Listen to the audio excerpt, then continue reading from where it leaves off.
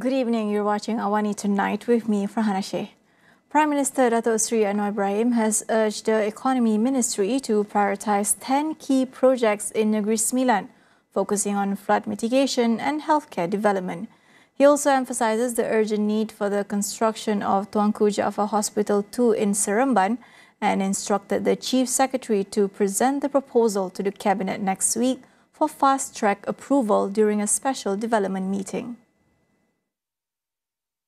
Joining the meeting were Negeri Sembilan Menteri Besar Datuk Sri Aminuddin Harun, Chief Secretary to the Government Tan Sri Shamsul Azri Abu Bakar, and other state and federal government leaders. The meeting served as a platform to assess various infrastructure projects, including education, healthcare, road networks, environmental management, and water resources. Anwar stressed the importance of collaboration between ministries and agencies to ensure effective execution, warning against bureaucratic delays that could slow down much-needed development. He expressed confidence that these projects will bring significant benefits to the people of Negeri Sembilan and contribute to Malaysia's broader national development goals. The government has clarified that it is not considering an overseas travel ban as the sole measure to recover overdue PTPTN loan repayments. Higher Education Minister Datuk Seri Dr. Zamri Abdul Kadir states that no final decision has been made regarding the reintroduction of the ban, opting instead for a broader approach. His statement follows remarks made earlier this month by Deputy Higher Education Minister Datuk Mustafa Sagmud, who suggested that the government was considering reinstating the travel restriction for loan defaulters, a policy that was lifted 7 years ago. Currently, PTPTN has been focusing on other efforts to encourage repayments. As of January this year, the corporation had issued 2.1 million reminder notices to borrowers who had failed to make their scheduled payments. According to Zamri, these reminders have led to an increase in loan repayments. Beyond reminder notices, PTPTN has also appointed collection agents to follow up with borrowers and ensure repayment compliance. The Health Ministry has postponed the placement selection for 2,245 permanent medical officers due to technical issues. Health Director General Dato Dr. Muhammad Razi Abu Hassan says the March 25th to 27th online placement exercise will be put on hold after the collapse of the e-placement system on February 27th. Laporan penuh capaian pada hari kejadian menunjukkan bahawa terdapat lebih 19 juta hit dan telah mengakibatkan pengkalan data sistem tidak dapat dicapai. Ini merupakan salah satu faktor besar yang menyumbang kepada penangguhan pemilihan penempatan ini. Razi also denied any cyber security breach in the system. He noted that the February 27 placement session saw an excess in approved placements compared to the original quota, with less than 1% of vacancies in Sabah and Sarawak filled. This has prompted the ministry to make necessary improvements to the e-placement system's process and infrastructure. He added that applications will reopen in 6 to 8 weeks under a new transparent, fair and merit-based selection process, replacing the current first-come, first-served method, though no firm date has been set. The repeated delays have left many young doctors frustrated, with MOH planning for an engagement session to provide further clarification. Former Prime Minister Datuk Seri Ismail Sabri Yaakob has returned to the Malaysian Anti-Corruption Commission headquarters in an ongoing corruption and money laundering investigation. He arrived close to 10 a.m. to start his third round of questioning and left the MACC headquarters at 4:30 p.m. today. Last week, the Borough MP provided statements for 5 hours on Thursday and nearly 6 hours on Friday. He was instructed to return on Monday to complete the evidence collection process and submit additional documents for review. On March 3rd, MACC Chief Commissioner Tan Sri Azam Baki confirmed that Ismail Sabri is a suspect in a corruption case following the discovery of 177 million ringgit in cash, various foreign currencies and gold bars. The findings were made during raids at 3 locations, including a suspected safe house in Kuala Lumpur. MACC's investigation is believed to centre on the financing and expenditures for promotional and publicity activities during Ismail Sabri's tenure as Prime Minister.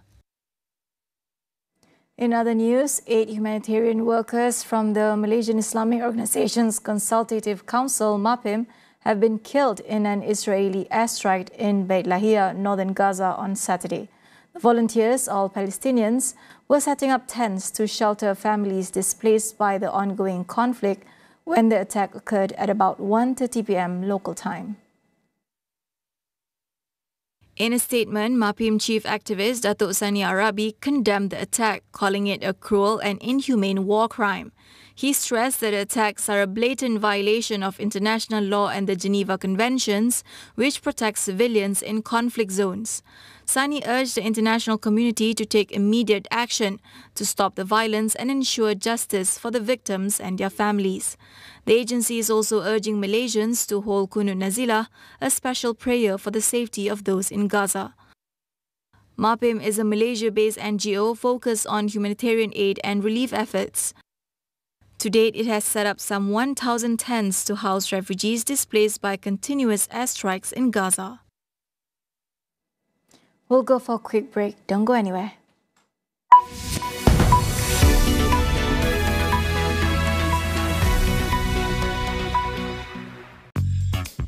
Kerap menggaru kulit kepala disebabkan keluh mumur, masalahnya lebih mendalam. Gunalah Head and Shoulders menembusi 5 lapisan untuk membasmi keluh mumur dan kegatalan. Bebas keluh mumur sehingga 100%. Head and Shoulders diuji secara dermatologi. Mama, kita cuba ni nak. Alamak. Mujur ada, Maggi cukup rasa. Bawang segar dan rempah ratus melazatkan lagi masakan. Mama ni apa pun boleh. Ada ni, Mama yakin apa pun jadi. Di era digital, pemasaran bukan hanya tentang penjualan semata-mata. Penceritaan menarik jadi kekuatan dalam membina hubungan perniagaan, tingkat pengetahuan, perkasakan perniagaan anda. Saksikan segmen Jiwa SME dalam program AWANI Pagi dan Niaga AWANI setiap Isnin hingga Khamis di saluran 501. Dibawakan oleh penaja utama jelajah Jiwa SME, Unify Business, rakan digital pilihan anda.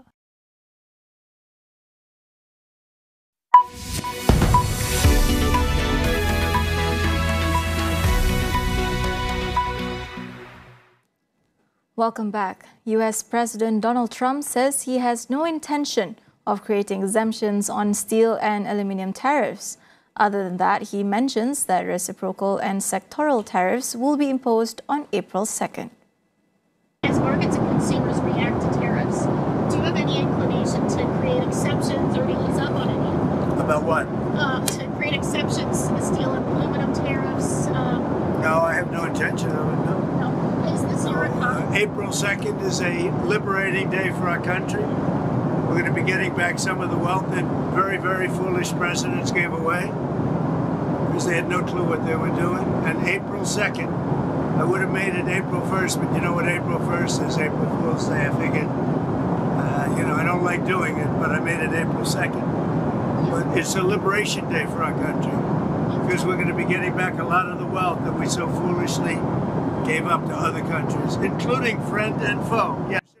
Last month, Trump raised tariffs on imports of steel and aluminium to a flat 25%, without exemptions or exceptions, in a move that was designed to help U.S. industry while contributing to an escalating trade war.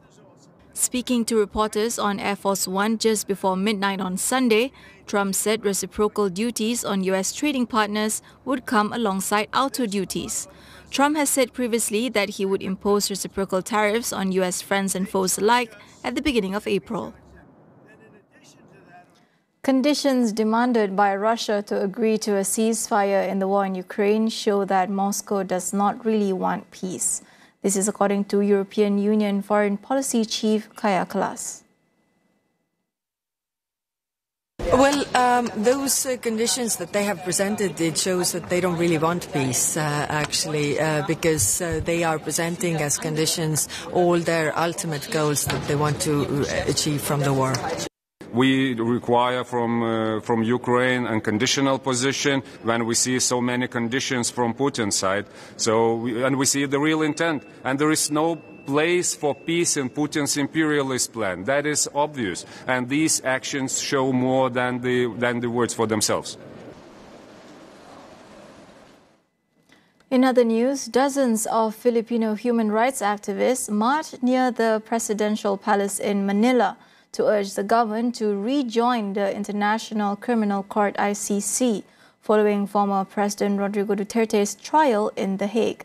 The Philippines was a member of the ICC from 2011 until 2019, when it officially withdrew its membership. Under the court's founding 1998 Rome Statute, even if a state withdraws as a member, it retains power over crimes within its jurisdiction committed during the membership period. Last Friday, Duterte made his first appearance via video link before the ICC, where he was facing murder allegations from his war on drugs campaign, which killed thousands in the Philippines during his term as president. Duterte, who led the Philippines from 2016 to 2022, is said to be the first Asian former head of state to go on trial at the ICC, a court of last resort created more than 2 decades ago to prosecute individuals for war crimes, crimes against humanity, aggression and genocide. Forever 21's operating company has filed for bankruptcy protection, bringing the brand a step closer to shutting down its operations in the United States. The fast fashion brand, once a global favorite, has announced its US stores and website will remain open as it begins winding down its operation in the country. Forever 21, founded in Los Angeles in 1984 by South Korean immigrants, became a global phenomenon over the years, at one point boasting 800 stores worldwide, with 500 of them located in the US. However, the company has struggled in recent years with rising prices and increasing competition from online retailers impacting sales. Forever 21 first filed for bankruptcy in 2019 but was bought by a group of investors through a joint venture. Despite efforts to turn things around, the company has struggled to find a sustainable path forward. The company will now hold liquidation sales in its US stores, with some or all of its assets to be sold through a court-supervised process. However, if a sale is successful, Forever 21 could pivot away from a full wind-down of operations. Chapter 11 bankruptcy protection will give Forever 21 time to reorganize its debts or potentially sell parts of the business while delaying its obligations to creditors. However, its stores and e-commerce platforms outside the US will remain unaffected as they are operated by separate license holders. That wraps up AWANI tonight. Check out our web portal, keeping you informed on the critical events shaping our world, all in one place at international.astroawani.com. That's all for now. I'm Farhana Sheikh. Thank you for watching and good night.